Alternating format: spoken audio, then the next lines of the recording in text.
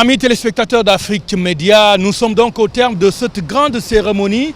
de pose du premier mètre du câble à fibre optique qui doit relier le Cameroun au Brésil. Il faut dire que c'est une véritable fierté pour le Cameroun et pour le continent africain, Tony Michael Menga. Une véritable fierté, Albert Pathé-Keya, parce que ce qu'on a vu aujourd'hui montre à suffisance que le Cameroun a atteint un cap sur le plan de l'économie numérique. Et la ministre des Postes et des Télécommunications, Madame Libom Liliken, le disait tout à l'heure, eh bien c'est une opportunité non seulement pour le Cameroun, mais aussi pour les pays de la sous-région Afrique centrale, mais plus encore pour les pays de l'Afrique qui désormais pourront compter sur le Cameroun pour avoir une connexion haut débit. On a parlé de 32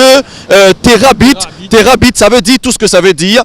Ceux qui connaissent ce que c'est penseront véritablement que le Cameroun aujourd'hui a dépassé le cap de l'économie numérique et que le président de la République, dans son objectif des grandes réalisations au Cameroun, son excellence Paul Biya, a réussi à travers plusieurs milliards de francs CFA à mettre sur pied ce projet qui a vu le jour véritablement aujourd'hui à Pathé-Keya et qui pourra continuer. On a dit d'ici 3 mois. D'ici 3 mois, on aura ce câble sous-marin de la fibre optique qui reliera le Cameroun à Fortaleza au Brésil. Et ce sera une véritable fierté pour le Cameroun, mais une véritable fierté pour les pays africains. Parce qu'il faut dire que la Guinée équatoriale a profité de cette occasion, Albert Pathé-Keya, pour entrer en jeu. Il faut dire qu'il y a eu le tout premier contrat de commercialisation de ce câble à fibre optique entre le Cameroun, entre la Cameroun Telecommunications Camtel et la société équato-guinéenne qui s'occupe de ces télécommunications-là. La signature a eu lieu dans un hôtel de la ville de Yaoundé, de Kribi autant pour moi, la ville de Kribi qui est donc la base à partir de laquelle partira donc ce câble,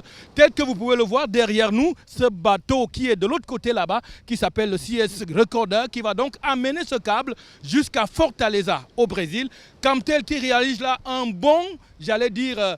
plusieurs bonds en termes de numérique aujourd'hui. C'est véritablement la société qui va révolutionner l'économie numérique au Cameroun parce qu'avec ce câble qui va désormais relier les deux continents, va permettre à ce qu'il y ait une fluidité au niveau des télécommunications. Tout ce qu'on peut avoir besoin de faire en matière de télécommunications sera désormais possible avec une rapidité à nul autre pareil. Tony, il faut dire que nous avons la chance à Afrique Média d'être aujourd'hui témoins de cet événement historique qui marquera la vie de tout un continent, le continent africain. El continente africano, porque hay que decir que el ministro ecuatoguineano de las telecomunicaciones estaba aquí para felicitar la ministra de las telecomunicaciones de Camerún a propósito de esta oportunidad, porque el ministro ha dicho que es una oportunidad no solo para los cameruneses, pero es también una oportunidad para los africanos, y empezando por Guinea Ecuatorial, que ha firmado un convenio con